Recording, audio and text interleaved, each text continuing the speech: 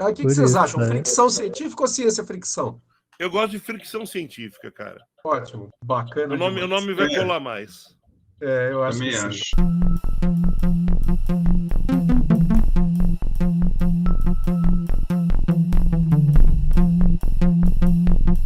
Bom dia, boa tarde, boa noite, quem está nos ouvindo aí. Esse aqui é o falecido, o antigo, o vetusto Dr. Canalha Cast, que a partir de hoje passa um novo nome.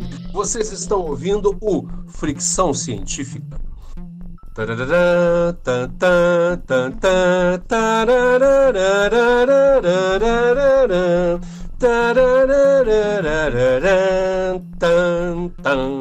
Sobre aquela série que queria encontrar planeta. Pausa dramática. Terra. Battlestar Galactica. E hoje temos aqui para conversar com a gente o Fred. Oi, Fred. Opa. E aí, gente, beleza? Beleza, Delfim. Olá. E como sempre, o nosso querido mestre dos magos, Joá, acompanhando a gente. Diz oi, Joá. Eu não estou aqui. Então tá ótimo. Gente, tema interessante de uma série que ela foi, veio, voltou, retornou, tornou a acontecer de novo. Quem é especialista nessas idas e vindas da série é o Delfim, mas que agora parece que está ameaçando ressurgir, né? A gente tem outra série aí se avizinhando no horizonte, segundo contam os boatos. Mas a gente está pensando mais aqui, além de falar desses passados interessantes aí, falar da série relativamente mais recente, a série que começa lá, se eu não me engano, é 2002 ou 2003, com uma minissérie de 2 filmes de 1h30, e depois uma série, né, que já teve disponível no Netflix, e eu acho que atualmente, se não tiraram, está no Amazon Prime. Eu não sei onde a série está hoje, porque eu não tenho o Amazon Prime. Ela até recentemente estava, eu acabei de assisti-la no Amazon Prime, mas isso foi durante a pandemia. Eu confesso que eu não entrei de novo para poder acompanhar.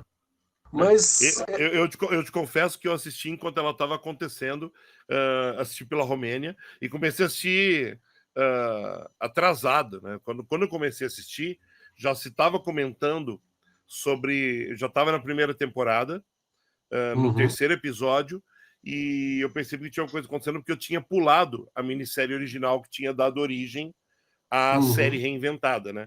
Então fui correr atrás da minissérie original primeiro e tipo, para poder assistir os episódios, e a partir do 5º episódio eu fui com o pessoal sofrendo semanalmente, depois sofrendo com os hiatos. Essa é uma série que você sofria com os hiatos, cara.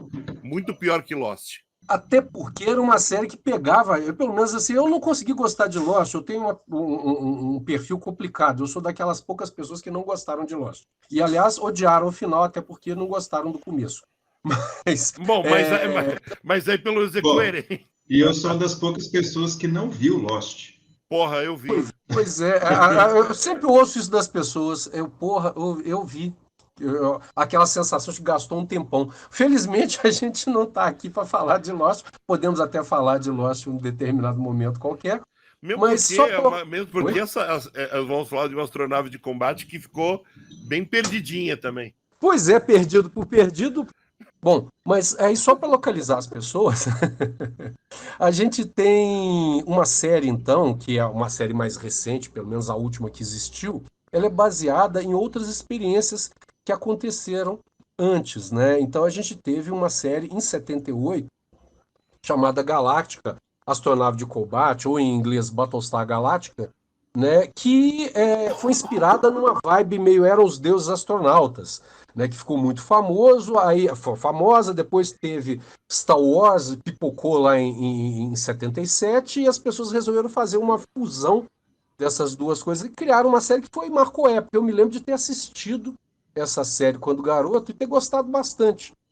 E depois fizeram outras séries, né? Eles fizeram filmes, acho que 2 filmes ali, para meio que terminar a série, alguma coisa assim, telefilmes, que na realidade eu não me lembro de ter assistido, que eles tinham umas aventuras na Terra, né? E aí depois, em 1980, teve uma outra tentativa e finalmente a série de 2003. É isso, Delfim? Você que lembra de tudo? Você que é o nosso Cara, Então, ó, seguinte, eu vou tentar resumir o irresumível, porque a história é super longa, mas eu vou tentar transformar isso não num podcast da série original, né? uhum. Tudo começa no longínquo ano de 1978, quando um dos maiores produtores de séries dos Estados Unidos da época, que é o Glenn Larson, né? Para você que não pode não saber quem é o Glenn Larson, ele é um cara que fez algumas séries muito conhecidas dos anos 80 e 90, como Aventuras do BJ e o Urso no Caminhão cruzando os Estados Unidos. Você lembra disso? Ou então, por exemplo, a série do Xerife Lobo, que é um. Cara, isso era muito bom. Então, isso era muito legal demais. Buck Rogers, no século XXV, era dele 25. também. Então, em E 1978... acrescentando outras mais conhecidas, desculpa te interromper, a gente tem também Trovão Azul, O Homem de 6 milhões de dólares, Super Máquina, é Duro na tudo desse Queda. cara. Magnum, cara. Magnum era desse cara, ou seja, o cara escrevia de tudo, né? Duro na Queda. Ele era roteirista original do Fugitivo. Cara, Né? Fugitivo era fantástico. Então, tipo, esse era o cara, tipo, o que ele tocava virava ouro. E em 1978, em 78 não, né? Ele não propôs em 78, ele propôs isso antes, né? E na época ele propôs uma das coisas mais caras que a TV americana já tinha produzido, que não era uma série, era um filme para televisão, utilizando uns processos de som nunca antes utilizados. Na época não existia ainda a padronização com o Dolby, né? Tipo, existiam vários sistemas de som, né? E ele resolveu usar um negócio assim que dava impressão, uma impressão de surround que até aquele momento não existia na televisão dos Estados Unidos, né? E ele inventou um filme para televisão chamado A Saga de um Mundo Estelar, em inglês, Saga of a Star World, né? Isso aconteceu em 1978, né? E foi um filme que foi exibido nos Estados Unidos e, tipo, independente de ser uma série, né? Foi exibido nos Estados Unidos, depois foi exibido no Canadá, no fatídico dia 11 de setembro de 1978, né? Também foi exibido em festival de cinema, né? E daí, esse filme tinha 3 horas de duração, meus caros. E, tipo, todos os personagens que a gente conhece, né? Eles não eram os mesmos personagens que a gente viu na série de TV, né? Exatamente, né? Porque era muito concentrado no planeta onde tudo estava acontecendo, que era Caprica. Então contava toda a mitologia da série, né? E o ataque dos Silônios e tudo aquilo, né? Até que acontece o que acontece o que culmina o início da série, que é só sobrar uma astronave de combate de todas que defendiam todos os planetas unidos, né? E eles iam embora, né? Existia uma questão nesse piloto que ele era muito comprido, né? Esse filme era muito comprido, e alguém teve a ideia de vamos transformar isso num piloto de série? Vamos. E daí foi um piloto de série que foi dividido em 3 episódios e foi reeditado com vários reshots. Hoje, a gente está acostumado hoje a ouvir falar de reshots por causa da Liga da Justiça do Zack Snyder, mas isso é uma coisa que aconteceu na época, num filme que já era caro, 8 milhões de dólares, foi um dos filmes mais caros já produzidos para a televisão americana na época, e mudaram diversos destinos de personagens para poder fazer a série. Talvez o mais emblemático de todos seja o destino do Baltar, que em todas as séries de Galáctica é um personagem controverso e muito importante, ligado aos Silônios, né? Ou aos Cylons, depende da série, depende da versão que você viu. E a série foi totalmente reeditada e se transformou nos 3 primeiros episódios da série de TV, depois que ela foi reexibida nos Estados Unidos, aí sim, como Battlestar Galactica ou como Galáctica Astronave de Combate, tá? Então, é uma série que durou, por incrível que pareça, uma única temporada. Parece que não, né? Parece que ela durou a vida inteira da gente, né? Ela só tem 24 episódios. Ela é extremamente cara, apesar dela não ter ido mal, né? ela foi uma série que foi bem, mas ela foi acusada de certos plágios, tal, né? Ela foi criticada, inclusive na antiga União Soviética. Os caras falam assim, não, é tipo, os Silônios são como se fossem os russos, como se os russos fossem uma espécie colonizada, né? E isso é uma série antissoviética. Enfim, aquelas bobagens da Guerra Fria, né? Claro que não tinha nada a ver com isso, né? Por outro lado, pessoas que gostavam da série, né? Entre os altos entusiastas de ficção científica, entre eles se incluía o Isaac Asimov, né? Que apesar das inconsistências científicas da série, a achava extremamente divertida, né? E a série durou, como eu disse para vocês, uma única temporada, e aqui no Brasil parece que durou mais. Por que parece que durou mais? Porque logo em seguida, depois que a série foi cancelada, eu falei assim, porra, mas a série foi cancelada e agora, tal, né? Resolveram reviver a série num movimento que é um pouco parecido, mas de não tanta relevância de público, assim como foi Star Trek, mas teve um movimento de um público fiel de Galáctica, e Galáctica foi revivida um ano depois, já com contratos de atores totalmente quebrados, tal.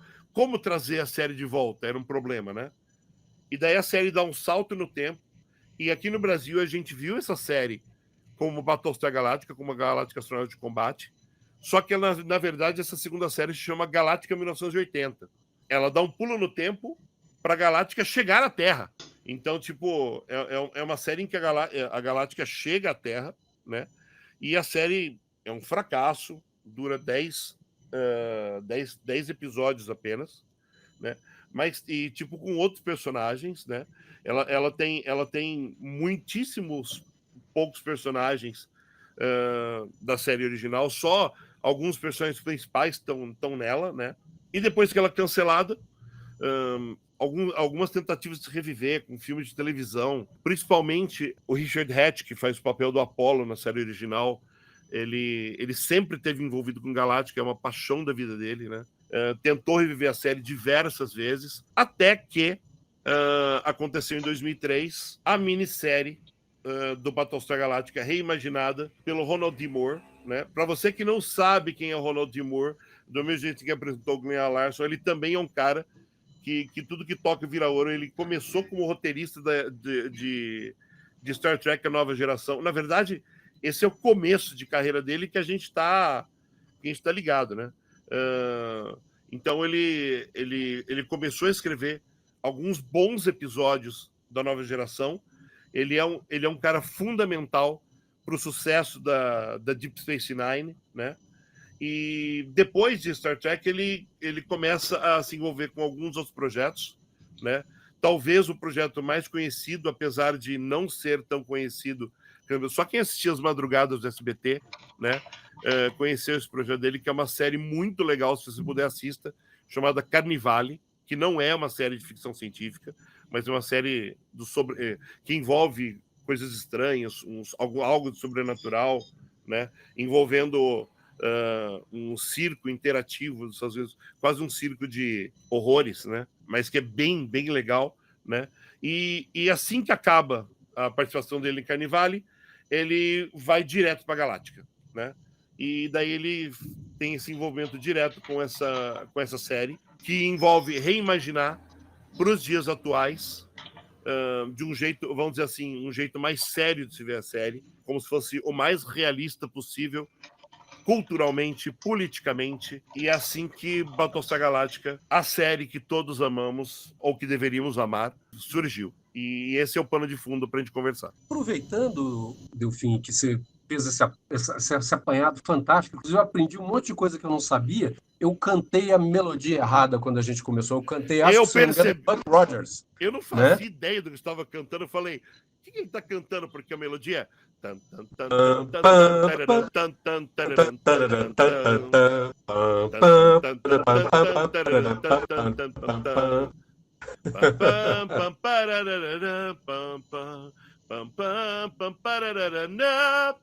Pô, isso é... Essa trilha foi composta para a série original. É composta pelo Stu Phillips, ela é um marco da história das trilhas sonoras de televisão.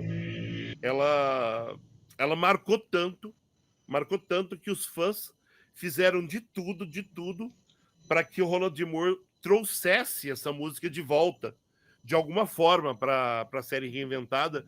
E o Ronald D. Moore traz ela de volta como o hino de Galáctica. E a gente ouve num episódio o hino inteiro, como composto pelo Mr. Phillips, e é um dos momentos de mais emoção da série inteira. Quando tocou essa música, nossa, eu endoidei. Eu fiquei muito comovido. Eu acho que eu cruzei por causa do Buck Rogers, porque, como você falou, tem uma origem próxima, né? E aí, na época, foi exibida mais ou menos no mesmo, vamos chamar, arco temporal. Então eu fiquei com... Se eu não me engano, aquela música que eu cantei é a trilha do Buck Rogers. Depois tem que pesquisar. O Buck Rogers, na verdade, veio logo depois. Buck Rogers se eu não me engano, Buck Rogers é 81, se eu não me engano. Alguma coisa assim, alguma coisa próxima. Porque a contagem regressiva da nave do Buck Rogers começa em 81 e termina em 2490 e plaps. Eu acho que mas se eu não me engano, na narração eles falavam 1987. Eu acho que é 1987. É 87? Peraí. Eu acho que é 87. Só temos um jeito de saber com certeza, e eu não me envergonho de, quando preciso, ir para o Pai Google. Olha, eu já estou me redimindo. O Pai Google me disse que as séries são simultâneas, sim. Apesar de marcar na tela 87, a série foi transmitida entre 79 e 81, ou seja, Buck Rogers ele ia para o espaço num futuro próximo, manja. Eu só 10 anos depois. Então, reiniciando.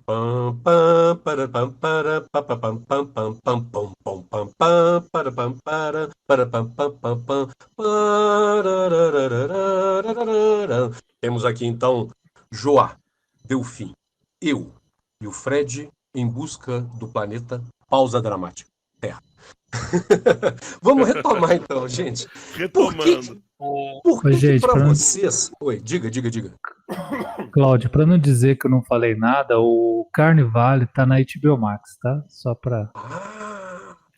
Ok. Vale a pena, hein? Vale. Eu perdi não. Investi madrugada no SBT. Valeu a pena. São 2 temporadas maravilhosas, mas esse é assunto para outro podcast. Então, só para encerrar o off-topic, né? O Ronald D. Moore hoje, né? A gente não vai falar disso no podcast, então eu vou falar agora. O Ronald D. Moore hoje, ele criou e escreve a melhor série de ficção científica que está atualmente em alguma televisão ou streaming, que se chama For All Mankind, está na Apple TV. A premissa da série é: e se os Estados Unidos tivessem perdido a corrida espacial para a União Soviética e os russos colocassem não só o primeiro homem na Lua, mas também a primeira mulher na Lua, antes dos Estados Unidos? E toda a série se passa, obviamente, nos Estados Unidos, tendo que conviver com a égide da derrota na corrida espacial, né? E o que esses simples fatos trouxeram de consequência para o mundo inteiro, e o Ronald D. Moore faz uma reinvenção de mundo inacreditável, né? E a série inteira é vista. Nós estamos vivendo o passado de um mundo que não existe. É maravilhoso esse mundo alternativo que o Ronald D. Moore cria. É talvez melhor do que Galáctica. Mas hoje vamos descobrir como tudo começou.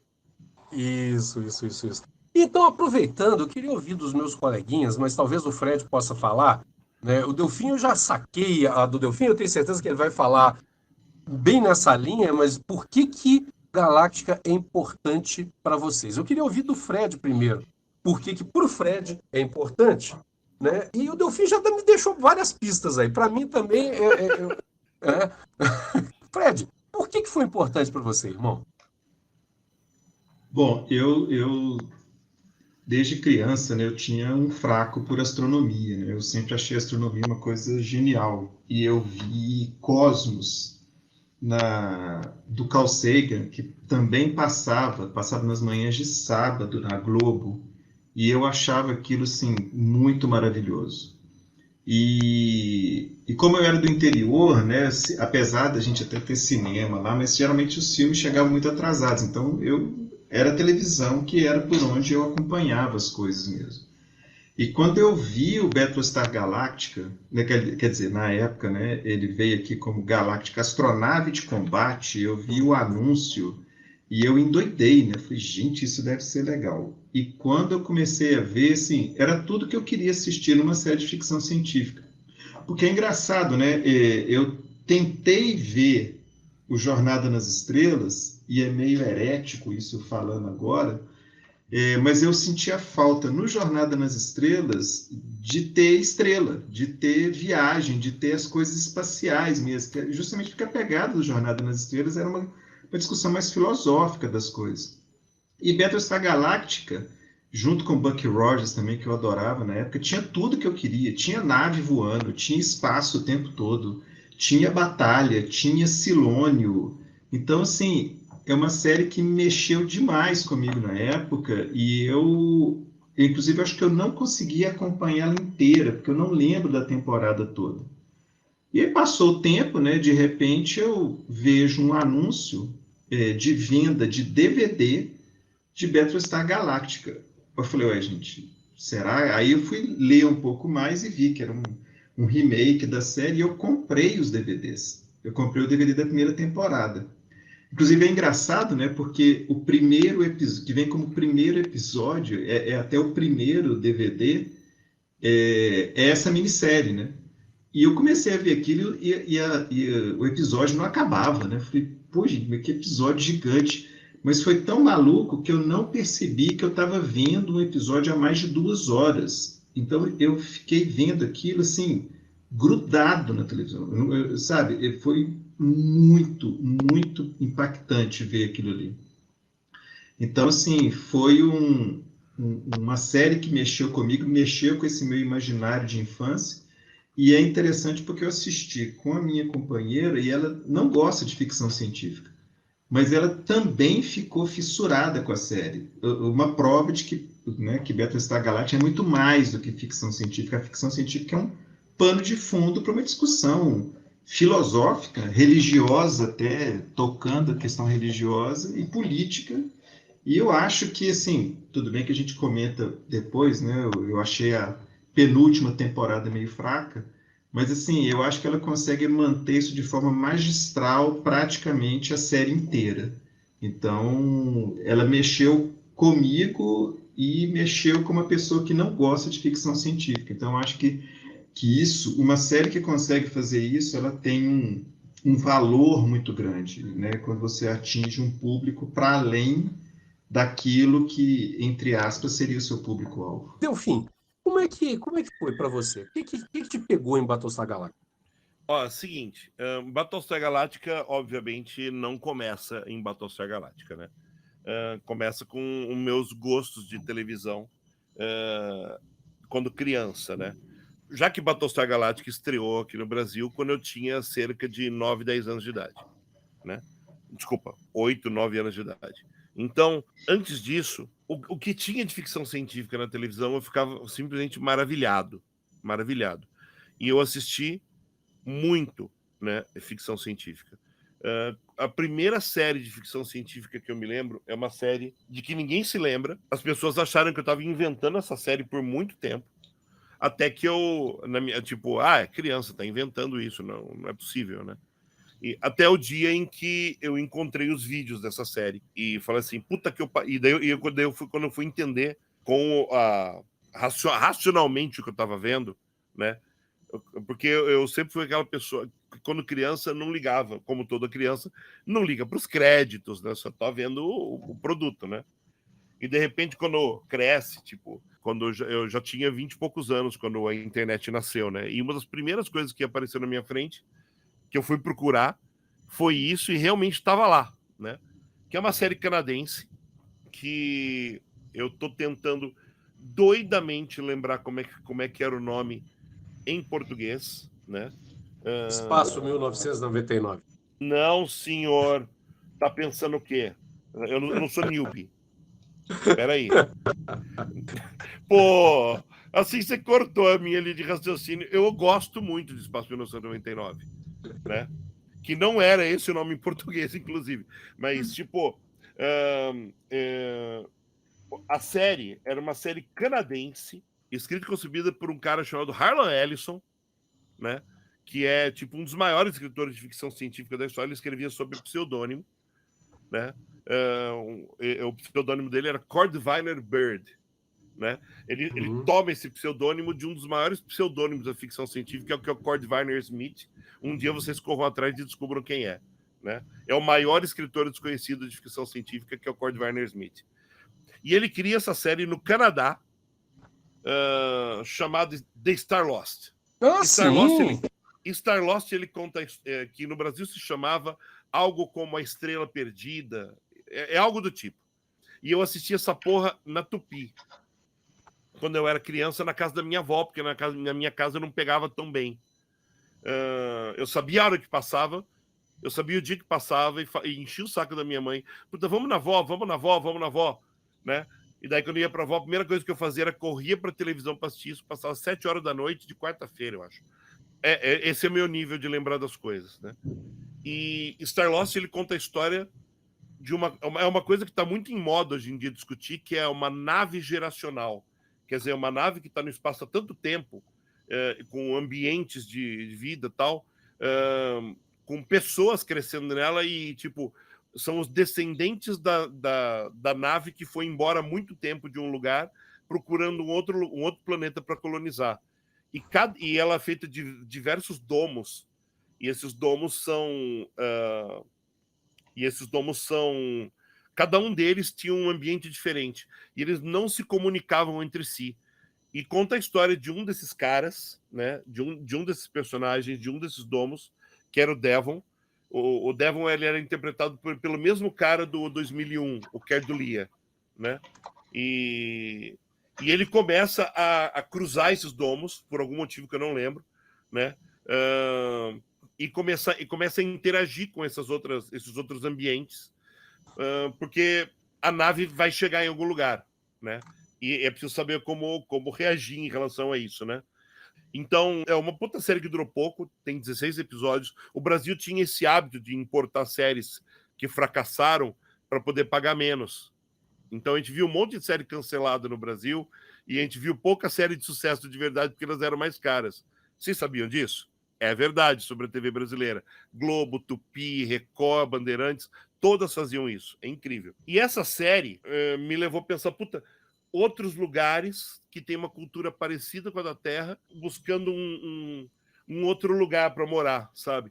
Então, quando aconteceu Galáctica, eu falei assim, puta merda, é uma história desse jeito, uma história boa assim, né?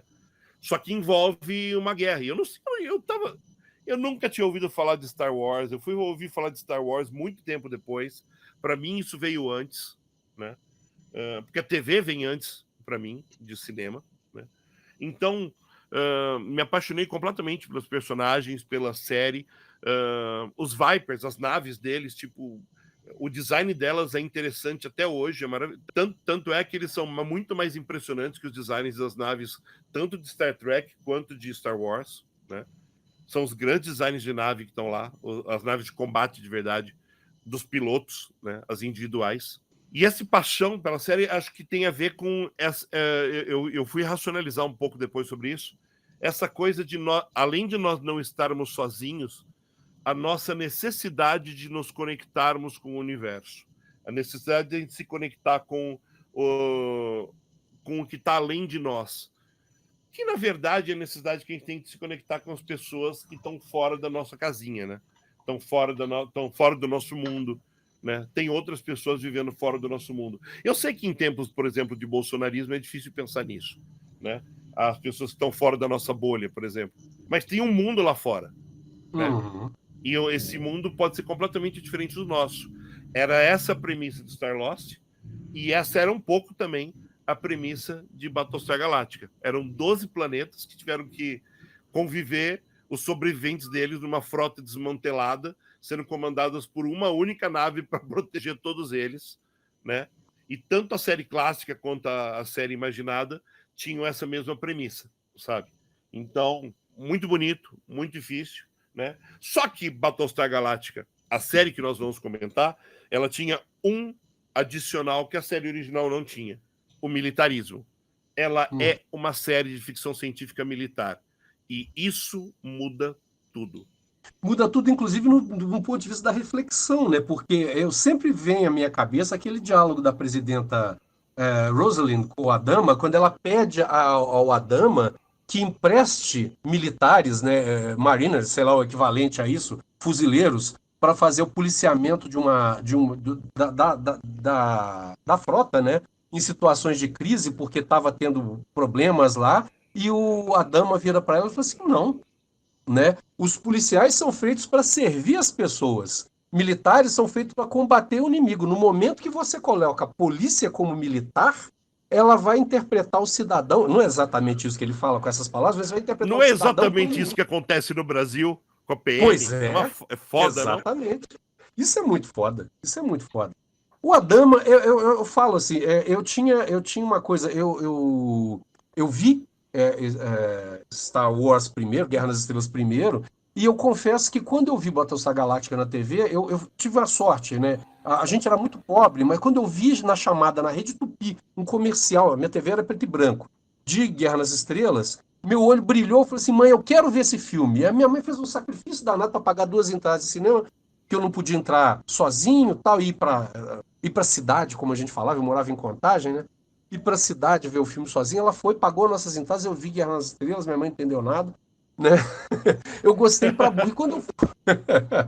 E quando eu fui ver o Galáctica, né, eu falei assim, pô, estão copiando. Esses caras aí com roupa de armadura, né, que na realidade não era isso, mas garoto, né, para o garoto, depois é que eu fui entender que Silone não era exatamente um sujeito, não era um Space Trooper, né, com a roupa de metal, as naves, os caças meio Segunda Guerra Mundial, a Primeira Guerra Mundial se atacando, tal. Então na minha cabeça estava isso. O que me pegou foi especialmente o Adama, né, a relação que o Adama tinha com a frota, né? Ele era meio paizão, um menino que cresceu sem pai.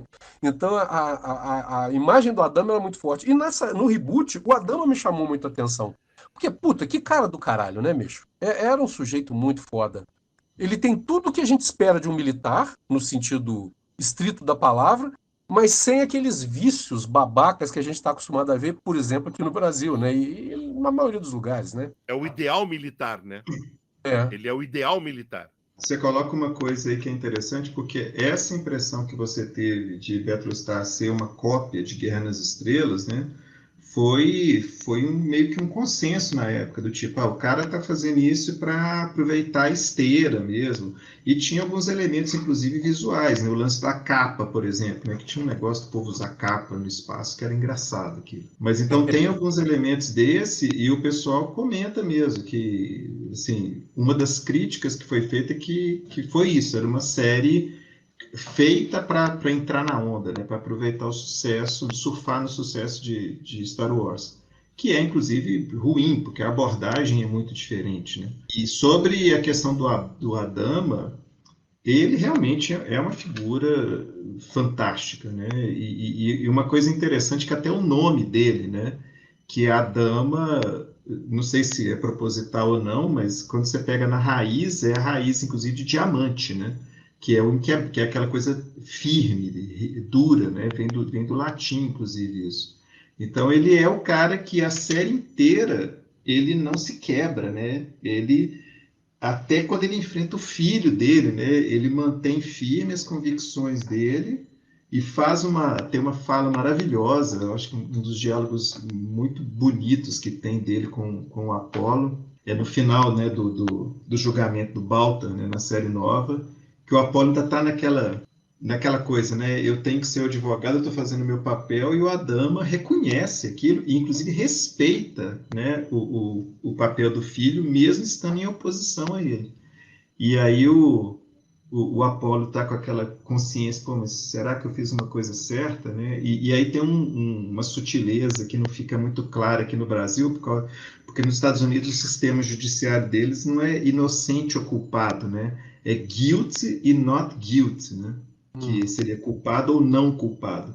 E o Adama tem essa frase, né, que ele fala assim, não, mas lembra que, fica em inglês, né, que not guilty, né, não culpado, é diferente de inocente. Então ele reconhece isso, quer dizer, ele não é inocente, ele simplesmente não foi culpado daquilo, ele não foi acusado daquilo, não foi condenado por aquilo. Então eu acho muito legal, assim, tanto a relação dele geral, né, com a presidenta e com o filho. Eu acho que o papel do Adama assim, é muito bonito ao longo da série toda.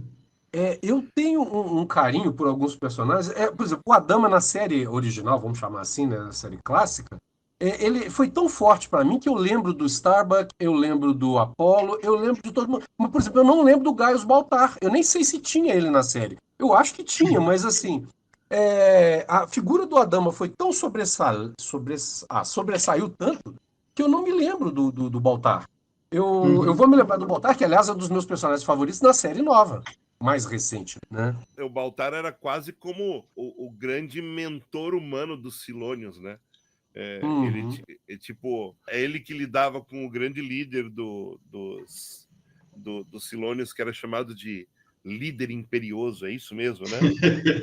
Era uma coisa assim mesmo, era um nome muito... que hoje é muito ridículo, né? Mas na época era... Tanto que ele foi eliminado da série nova, que ótimo.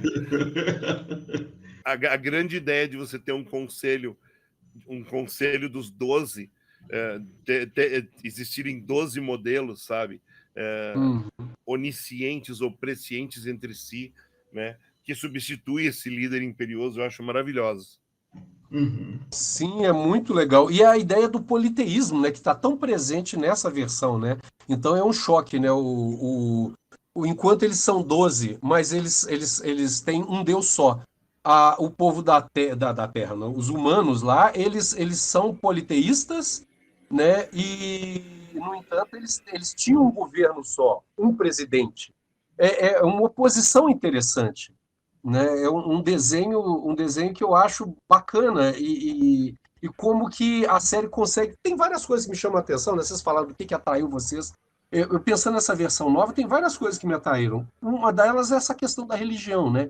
Que o monoteísmo ela é a cultura invasora, é a cultura que destrói. Ao mesmo tempo, essa presença na série de sexo, gênero, política, como lidar com criminosos, né? Cada grande tema humano contemporâneo está lá. A adicção por drogas, tem vários elementos, né? O que os militares fazem de verdade, qual que é o papel de verdade deles, a inteligência artificial, né? Eu falo que assim, tudo bem, eu acho o Gaius fantástico, o Gaius é um pouco nós, né? O Adama é o ideal, o Gaius é a nossa realidade, pelo menos para mim, né? Nós somos um pouco Gaius. E a número 6 é a paixão, é a minha paixão. Como eu amo a número 6. Quem nunca? Não, e é interessante porque, inclusive, tem uns temas espinhosos, né, cara?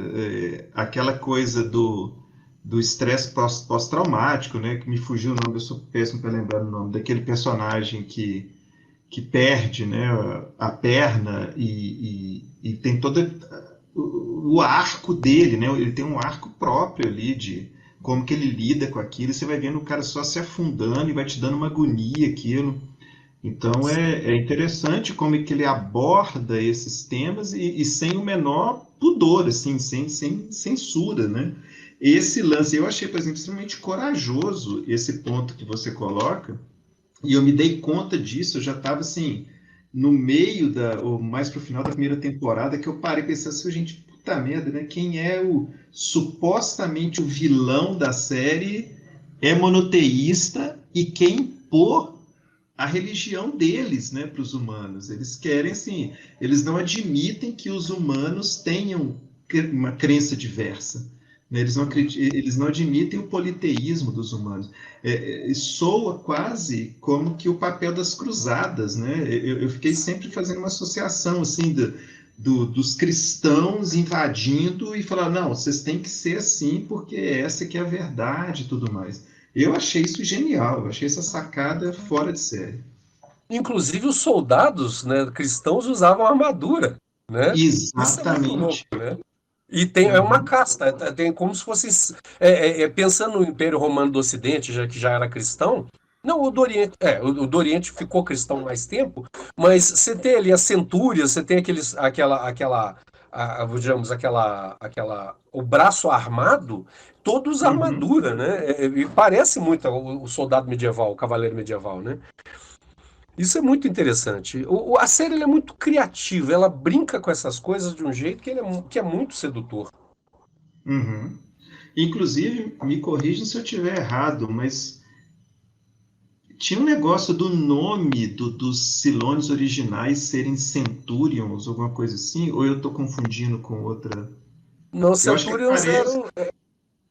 Eu acho que Centurions eram personagens eram inimigos, dessas raças inimigas de alguma outra série. Não sei se de alguma Não, das tá. franquias Star Wars, Então eu alguma estou coisa assim. confundindo.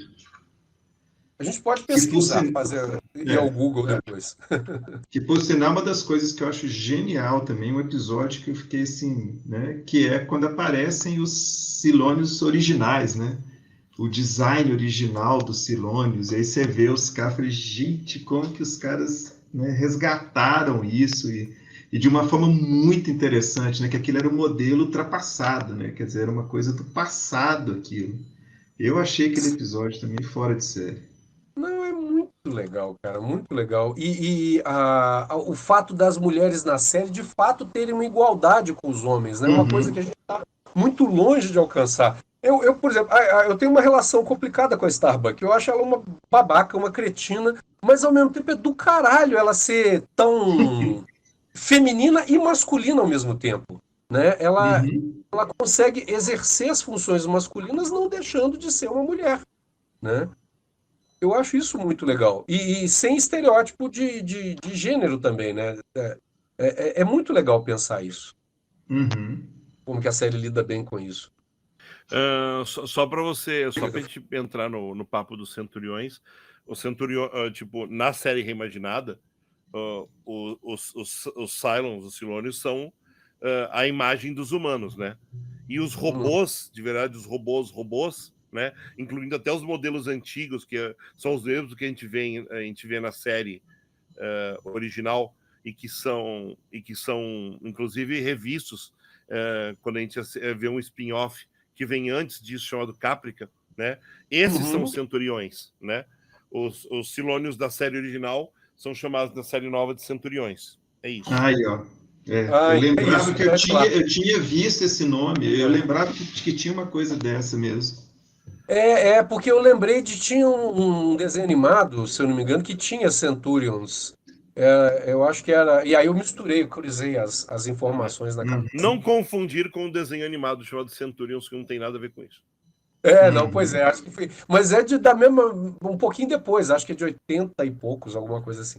Pois enfim, E é, nada a ver. por sinal, um desenho que eu acho maravilhoso também. Eu adoro Centurions. Né? Era um que tinha umas partes que juntavam no corpo, não é? Isso é Exatamente. Isso. Né? É esse É mesmo. típica série americanoide. para vender Totalmente. boneco, para vender boneco. Né? Americanoide para vender brinquedo. Você compra o bonequinho, depois tem que comprar as armas em separado. E você junta que nem Lego. Olha que ideia genial.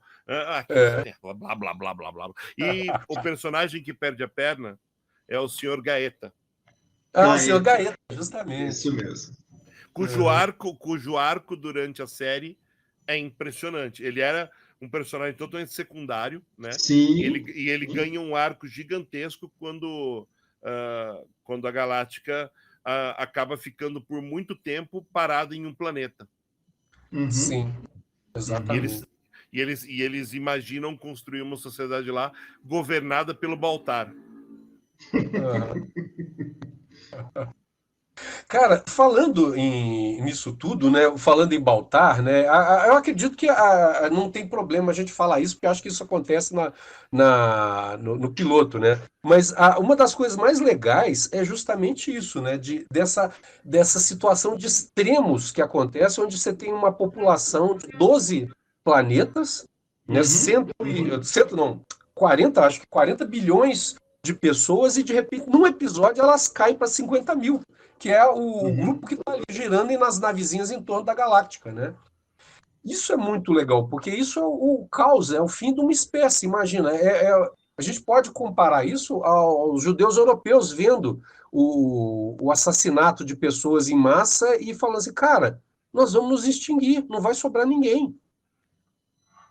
E a loucura que é botar esse povo para funcionar junto, né? Pessoas que são das origens mais diversas, assim, de agricultores a criminosos, literalmente.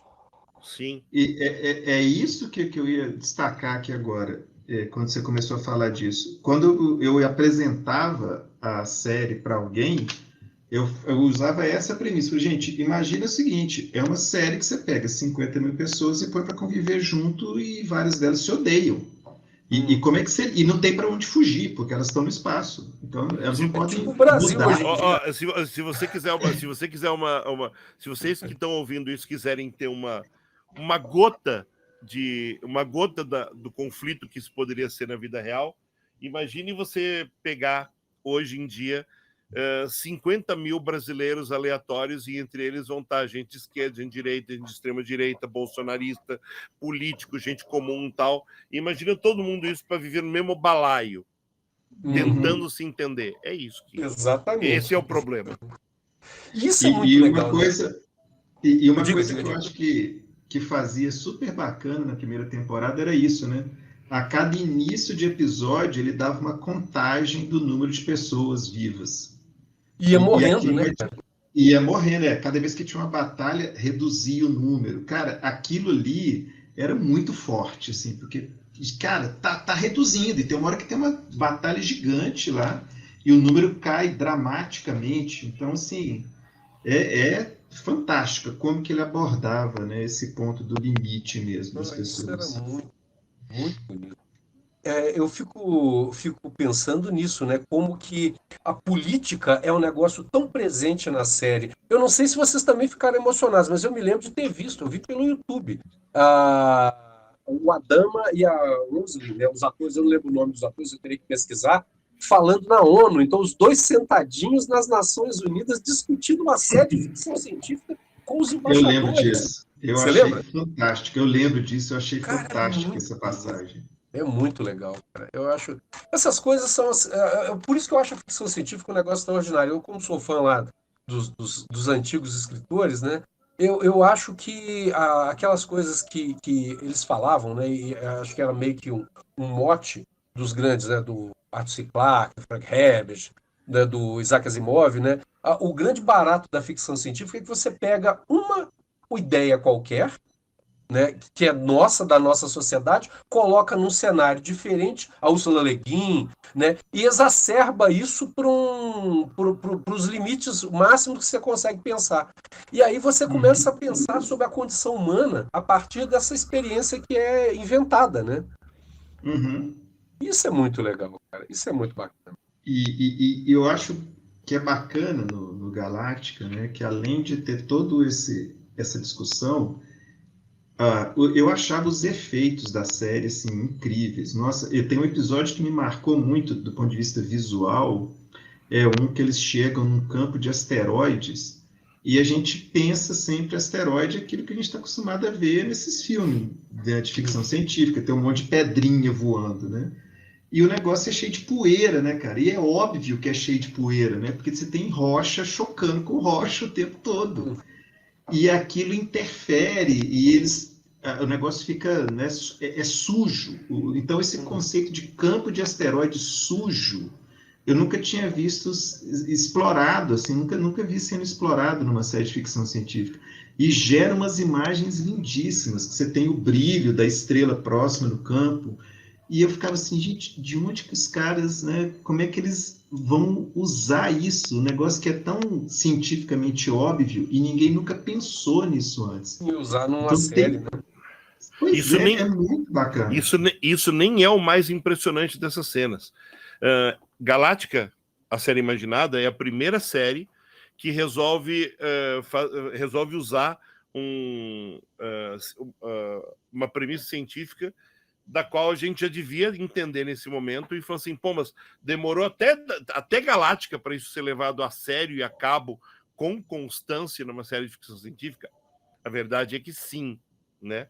Apesar de outras séries menores e menos conhecidas terem feito isso também, é com Galáctica que isso se consolida, que é o som não se propaga no espaço. sim. Então, Sim. todas as batalhas eram silenciosas e com uma trilha sonora de fundo. Então, a gente via coisa explodindo, coisa batendo. A gente não ouvia boom ou tio. Não tinha nada disso, né? Uhum.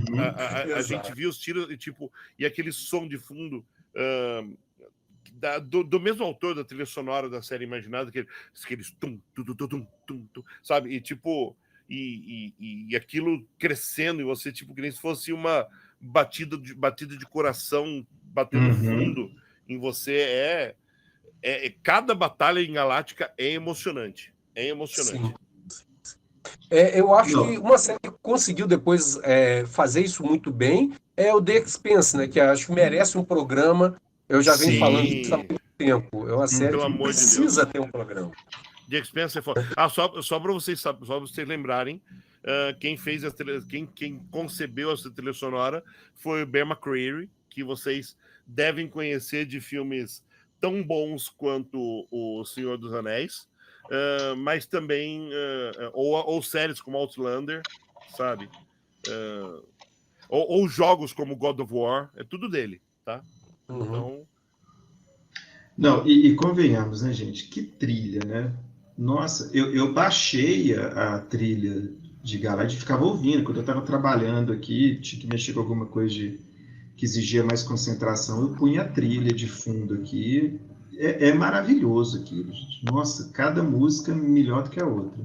Aliás, eu estou falando do McCreary, mas é bom falar que a abertura da série, que também tem essas pegadas tal, das cenas de batalha, tudo, não foi criada pelo McCreary. Ela foi criada por um cara chamado Richard Gibbs, né? Tipo, tipo, parece um canto ritualístico, né? No começo, né? Então, tipo, aquilo não é do McCreary, aquilo é do Gibbs, e é a inspiração, os tum que aparecem na abertura são a inspiração para os sons da cena de batalha, aí sim, derivados e criados pelo McCreary. É isso. Pronto. Agora está explicado. Cara, eu acho que essa série ela tem tantos. A gente pode pegar cada episódio dela e transformar em objeto de análise, né? A gente falou da relação com a inteligência artificial, né? Então tem pessoas que temem a inteligência artificial, né? Hoje tem toda uma grande discussão. É o grande papo dos últimos 6 meses, né? Tipo, ChatGPT, Midjourney, o Lensa, né? Tipo, o grande papo é esse, né? Tipo, a inteligência artificial vai matar os artistas, vai matar os professores acadêmicos, vai matar a academia, vai... vamos lidar com isso, né? Porque ela não vai embora. Exatamente. E eu estava lembrando de um amigo que estava conversando comigo e ele usou esse aplicativo de chat, que é o ChatGPT, né? GPT. Isso. E ele conversou com a inteligência, ele passou uma madrugada conversando com a inteligência artificial, e aí, de repente, ele fez exatamente a pergunta para ela, que se ela poderia desenvolver um tipo de relação com ele, como a personagem daquele filme com... O Her. Aquele filme... O Her. Justamente. E aí a inteligência artificial diz que, por enquanto, não. Isso é muito legal. Ele me falou, ele me mostrou a resposta. Eu que estou tentando encontrar aqui, eu não achei. Ele me mandou por WhatsApp. Mas eu perdi aqui em algum lugar. Eu salvei da mensagem em algum lugar e não estou achando. Mas ela falou assim, não, por enquanto não. Mas eu acho muito simpático. Ai, que lembra, number 6. Lembra que elas podem mentir, né? Sim, é verdade. Acho que todo mundo lembra de um filme chamado Ex Machina aqui, né? Sim. Esse filme é perturbador. Maravilhoso. Muito bom. Muito bom. Aqui, falando, vocês mencionaram, não tem nada a ver com Battlestar Galactica, mas mencionando uma coisa que eu acho interessante, é uma série que eu Vocês falam de séries antigas que ninguém conhece, que vocês passaram um constrangimento. Isso que você falou, acho que agora eu não sei mais se foi o Fred ou que o Delfim que falou. Foi o Delfim que falou da série lá que ninguém acreditava que existia. Eu falava de uma série que eu adorava, que era Quark. E eu falo dessa série e ninguém acredita. Eu comprei o DVD importado para provar para as pessoas que existia. Porque não bastava dizer que existia. Eu tive que importar o DVD para mostrar para as pessoas que existia. Que era uma série de ficção científica que girava em torno da nave do lixo. Porque a humanidade produz lixo. Quem é que recolhe o lixo no espaço? Essa nave, chamada Quark. Né? E ela tinha uma tripulação interessantíssima, que tinha, por exemplo, duas gêmeas, que uma era clone da outra, mas ninguém sabia qual que era a clone. Havia o Hieronymus Fox, que era um... Acho que ele era Hieronymus Fox, não. Eu esqueci o nome dele. O Ficus Pandaroga, que era uma espécie de Mr. Spock, mas ele era uma planta que polinizava. Era uma série maravilhosa, cara. E ninguém... teve uma temporada só também, e ninguém se lembra dela. Eu lembro vagamente dessa série, porque uma das poucas séries que eu sabia na minha infância... quem tinha criado ou alguma coisa que eu pretensão de créditos por motivos óbvios, fazia parte do espírito da série, era o Agente 86, né? Sim. E tipo, um dos nomes que aparece muito grande no Agente 86 é o do Buck Henry, que é o criador da série. Que é o criador de Quark. Né? Mas, tipo, eu vou te confessar, eu lembro vagamente, quando você falou de nave de lixo, eu lembro vagamente da série, de ter algum dia visto alguma coisa, mas eu não me lembro de nada. Tem umas gags fantásticas, do tipo, tem pessoas que se apaixonam pelo Ficus Pandaroga como as mulheres se apaixonavam pelo Spock, né? Só que ele é uma planta. Então ele poliniza, né? Então ele ficava lá, abelha, abelha, abelha, abelha, abelha, abelha, abelha, abelha, abelha, abelha, chamando a abelha para polinizar com as pessoas. São coisas assim, muito boas.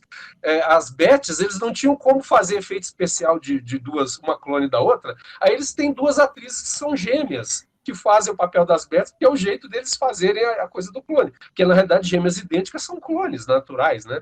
Uhum. Então é uma série com umas soluções muito boas, cara. Era muito bacana. Porém, se Starlost teve 16 episódios, a Wikipedia me diz que Quark teve apenas 8. Como dizemos para todos vocês, a TV brasileira, confirmando a teoria que na verdade é verdadeira, só comprava série cancelada porque pagava mais barato.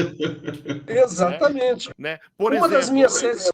Você está falando de série cancelada maravilhosa? Tinha uma que era a Operação Resgate, que é o dono de um ferro velho que faz um foguete com um especialista, um piloto de nave espacial, um especialista em explosivos, e vai fazer resgate de material na Lua, arrastar iceberg para vender água para a Arábia Saudita. É uma série maravilhosa. Eles encontram o Sasquatch, o Pé Grande. É muito legal. E a ideia é bacana, que é a ideia do livre empreendedor, né? O cara, o self-made man de fato, né? Que NASA nada. Eu vou fazer no meu ferro velho um foguete e vou para o espaço. Isso é muito legal, cara. É uma série muito boa. Eu adorava essa série. Por exemplo, Gemini Man, que era uma série de um homem que ficava invisível, mas perde o controle, e ele tem um relógio, e ele só pode ficar 1 hora invisível. Se ele ficar mais que 1 hora, ele vai ficar invisível para sempre, né? Eu lembro dessa. Sim, tinha coisas muito boas. Fora do campo da ficção científica, tinha a Bela e a Fera. Essa série teve 11 episódios, né? Eu acho que essa é a grande graça dessas séries antigas, coisas que a gente não vê mais assim com tanta... as séries, elas têm um investimento muito grande, né? Mas agora com a Netflix está voltando, né? Tem várias séries ótimas que só tem uma temporada. Né? Tinha uma série chamada Policial do Futuro, que era tipo... Era um pré-Robocop, né? Com o Ernest Borgnine. Imagina, é um Robocop, mas tipo, construíam um androide que parecia um humano, óbvio, né? Porque para não gastar em efeitos especiais, efeito né? Especial. Patrulhando uma cidade dos Estados Unidos que eu não lembro mais qual era, né? E ele era um programa especial ele era uma coisa experimental de polícia. Enfim, era horrível. Tinha 8 episódios e passava junto com o Gemini Man. Então, só séries canceladas. A gente pode fazer um especial sobre séries boas e ruins canceladas. Séries que marcaram a vida das pessoas e que a gente perdeu, né? Você mencionou o Buck Rogers, por exemplo. A segunda temporada do Buck Rogers todo mundo detesta, que é que eles estão numa nave. Segunda eu não sei qual temporada, mas uma que eles saem numa nave, né, numa grande nave, e aí sim eles têm o Hieronymus Fox, que era um robô, se eu não me engano, e eu misturei os nomes estranhos, e claro, tinha o Twiki, né, que era o robozinho. Cuidado, Bere, bere, bere. Biri, biri, biri. É. Todo mundo fala mal dessa temporada, mas eu adorava ela, eu achava o máximo. Bom, gente, voltando para Galáctica, alguém lembra de mais alguma coisa que seria interessante falar? Eu percorri o meu roteirinho aqui e a gente abordou superficialmente tudo, exceto eram os deuses astronautas, que a gente mencionou lá no início, e que foi um grande inspirador, né? Essa ideia Porque de é o que... seguinte, a ideia do Eric von Däniken... Vamos lá. Eric von Däniken é um escritor que um dia resolveu materializar uma Ganhar teoria dinheiro. que ele tinha, que era de que nós não estamos sozinhos no universo. E para isso ele corre atrás do mundo inteiro, outras civilizações como egípcios, maias, astecas, toltecas, né, que são Incas. até citados, incas, são até citados na abertura do Galáctica 78. Eles falam, o narrador da série quando fala, sabe, sobre os incas, os maias, estamos sós, né? E fala dos incas, dos maias, dos astecas, dos toltecas. Adoro quando ele fala dos toltecas, que quase ninguém lembra deles. Né? E tudo isso porque ele materializa todas essas ideias que mexem com o mundo, e o livro se torna um dos maiores best-sellers dos anos 1970, chamado Eram os Deuses Astronautas, né? E o Däniken se torna um cara extremamente conhecido, e se hoje a gente tem séries como aquela bizarrice dos alienígenas, lá, daquele cara que virou meme, estúpida, tudo isso ainda é baseado em Eram os Deuses Astronautas, né?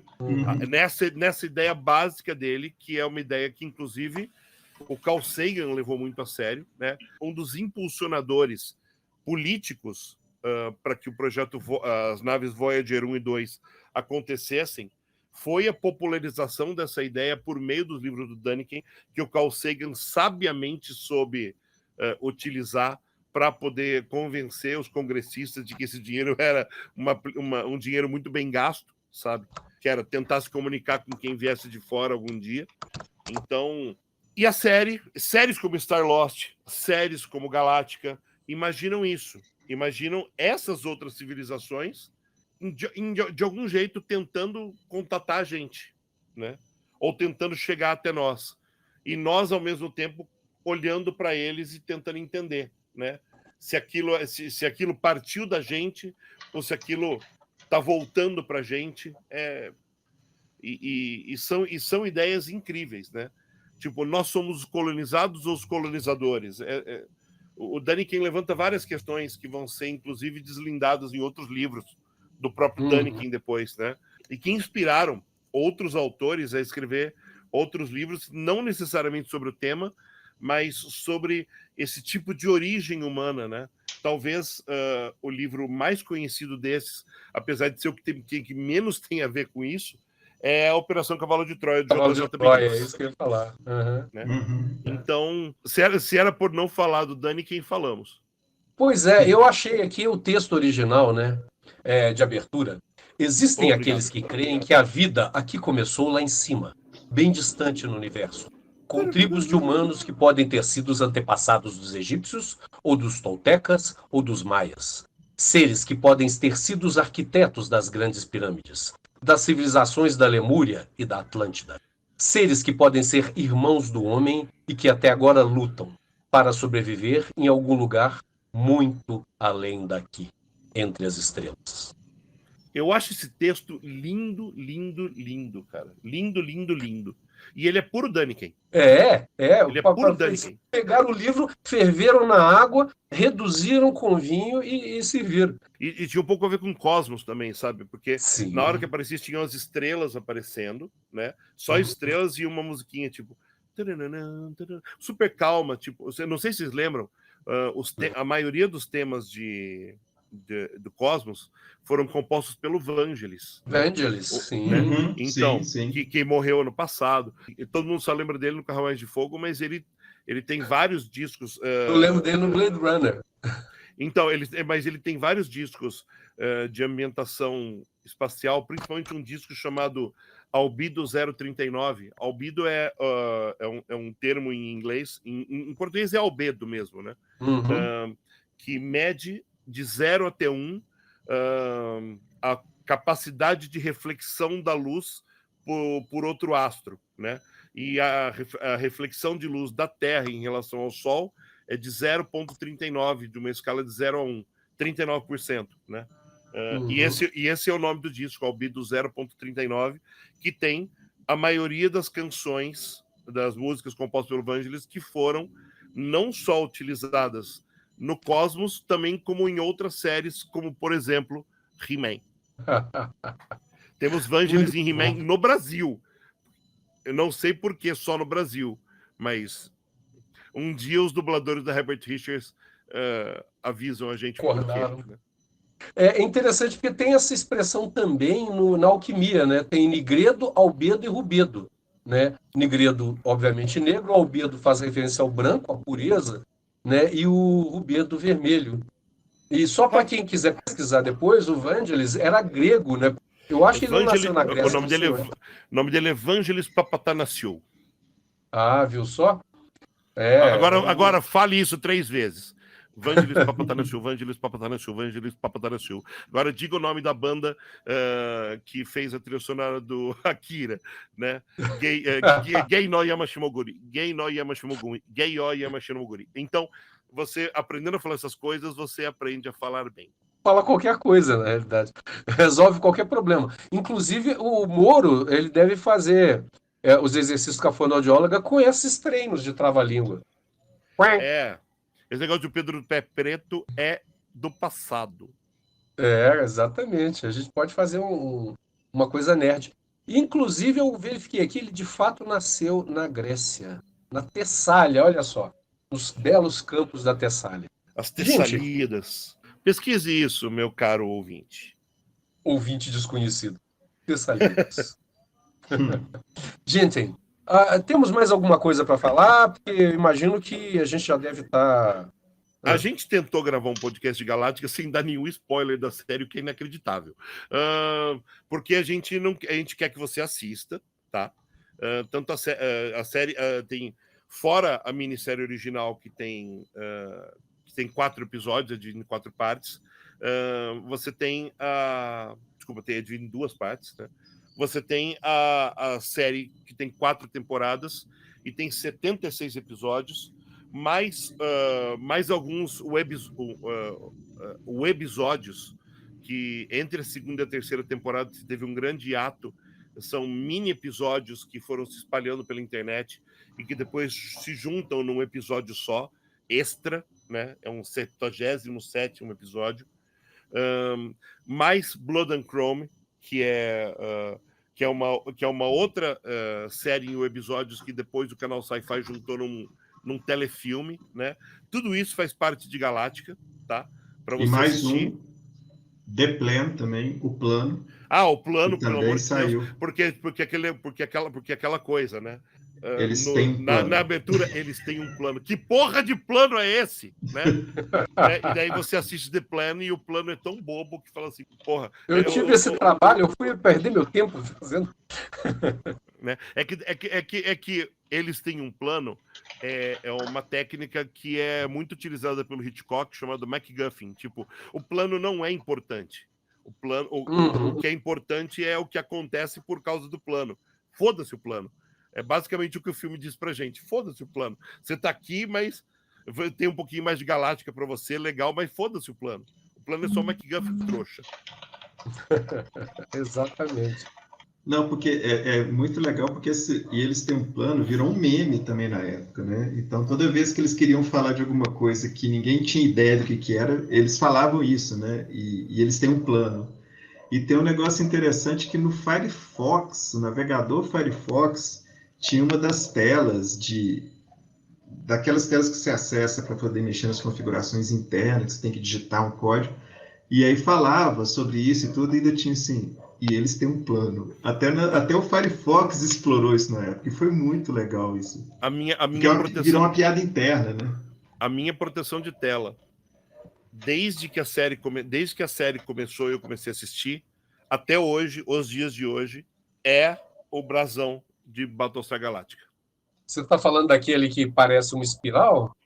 Não, eu tô falando do símbolo da série, Não, o símbolo da série. é o símbolo escrito, é o brasão escrito em curva, né? Com o brasão da série mesmo. Como que eu vou explicar um brasão? É um brasão. Não, perfeito. Não, o brasão, eu sei qual é. Aqui, ó, e eu testei aqui, ó, e continua funcionando essa tela aí no Firefox. Você digita no Firefox About, Robots. É uma piada interna, isso não é para nada. Aí tá lá assim, bem-vindos humanos. Viemos visitá-los em paz e com boas intenções. E aí tem todo um texto aqui que vale a pena vocês entrarem e ver depois lá. E no final, assim, e eles têm um plano. Muito bom. Né? E temos, obviamente, depois que acaba a Galáctica, a gente tem,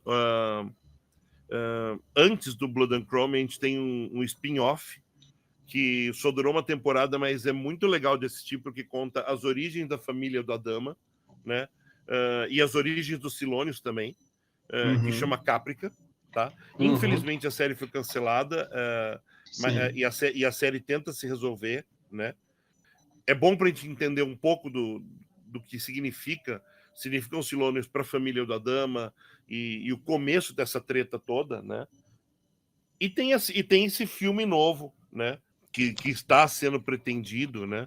Que a gente não sabe sei quando vai acontecer, mas está prometido um novo filme, um novo reboot, uma nova origem para a Galáctica, baseada não na série reinventada, mas baseada na série original de 78. Quando isso acontecer, a gente volta com mais notícias. E com aquela mitologia da série original? Aparentemente, sim. O que me dá medo, porque isso quer dizer que o Boxey, o garotinho chato, vai voltar. Eu fiquei pensando no Imperador Supremo lá também. O líder imperioso. Líder imperioso. Não, assim, é interessante porque o Battlestar Galactica também foi para outras mídias, né? Tem um jogo para PC, eu não sei se saiu em outras plataformas, que você controla, ele é um RTS, né? É um simulador em tempo real, onde você controla batalhas, é um simulador tático. E você controla uma astronave do estilo da Galáctica. Eu acho que não necessariamente é a Galáctica, deixa eu dar uma olhada aqui até qual que é. E é muito bacana o jogo, assim, ele é muito bonito, eles exploraram bem a parte visual do Galáctica, e você faz as batalhas em tempo real, então você tem que ficar rearranjando as naves, o foco dele é mais militar, e é da época da guerra contra os Silônios, esse jogo. Você sabia que o líder imperioso era reptiliano? Eu me lembro vagamente disso, é verdade. Né? Mas, por favor, isso é apenas na série reimaginada, os Silônios foram criados pelos humanos. Na série original, não, eles foram criados por uma raça inimiga, de verdade, que era reptiliana, ponto. Né? Reptilianos que são tão comuns e tão clichês, mas estamos falando de 1978. Então, era só isso. Vocês falem.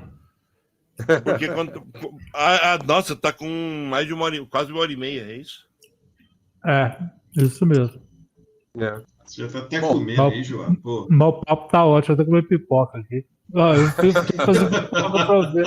O João é o próprio meme, é pra isso que eu pago a internet. Ué. A diferença é que eu tô ouvindo ao vivo, né? Então... Só pegando nessa parte das outras mídias, né? O nome do jogo é Battlestar Galactica Deadlock. E tem também um jogo de tabuleiro que é um dos meus sonhos de consumo, que é lindo. Esse jogo eu já vi o pessoal jogando, e assim, ele é desses jogos de tabuleiro modernosos, né? Gigante, cheio de peça, e é basicamente um jogo político. Então você tem que passar por diversas situações que envolvem diplomacia. O jogo é super complexo, mas é lindo, o jogo é lindo. Tem jogo de tabuleiro? Jogo de tabuleiro. É uma das coisas mais bonitas que eu já vi, esse jogo de tabuleiro. Então, se vocês animarem, quiserem julgar, eu até animo a comprar esse trem, a gente marca depois de julgar essa bagaça. Nós temos que fazer um outro programa, nós temos aí, fazendo uma propaganda, em breve, né, a gente vai ter um programa, não sei quando exatamente, sobre Doctor Who, espero que antes, né, da nova temporada se tornar passado, e a gente perdeu o hype, mas nós temos que discutir, conversar sobre seguinte, Doctor Who. A nova temporada só vai estrear em outubro deste ano, então a gente tem tempo, porém, se você, querido ouvinte, quiser que a gente não dê spoiler nenhum, por favor, assista as temporadas da Doutora, e principalmente aos especiais, e principalmente o especial de 100 anos da BBC, porque senão a gente vai te dar um spoiler que vai te socar tão na cara que vai ser impossível conversar com qualquer pessoa depois disso. E aí, se você puder assistir também, isso não vai ser spoiler, mas assista ao especial Aventuras no Espaço e no Tempo. Você consegue achar ela na internet para assistir. Se não me engano, tem DVD no Brasil. Tem DVD? Tem DVD no Brasil. Uhum. Mas vale a pena ver, que conta um pouquinho da história também, e aí você não vai ficar, né, meio perdido. Porque, afinal de contas, a série começa em 1963, né? Então tem pouquinho tempo de série, apesar dos hiatos, tem um pouquinho de tempo, então é muita coisa para ser discutida. A gente está tomando esse tempo todo para uma série que começou em 78 e que tem poucas interações. Imagine o especial do Doctor Who, o Jocelyn vai falar: porra, vocês falam, hein? 5h30. Eu vou fazer pipoca antes de começar. Alô.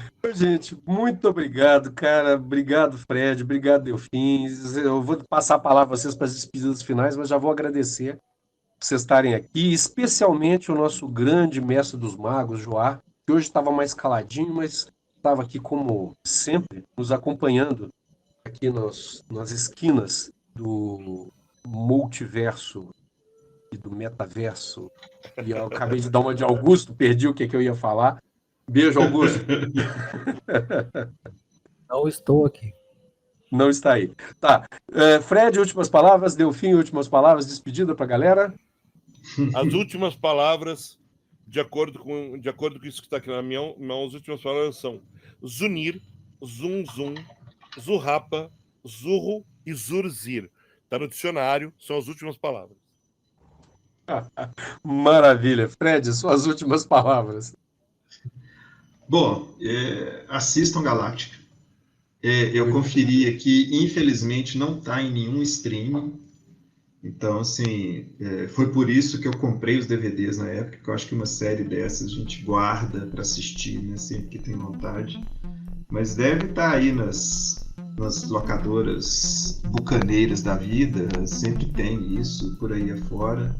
E assistam com companhia, eu acho que vale a pena, é uma série que vale a pena se assistir com outras pessoas, porque é uma discussão muito boa, é uma discussão muito bacana aqui. Se você assistir de manhã, é bom dia e companhia. Nossa, muito bom, muito bom. Então, eu vou dizer a minha última palavra e a gente encerra. Beijo grande para vocês. E a minha última palavra é Rosebud.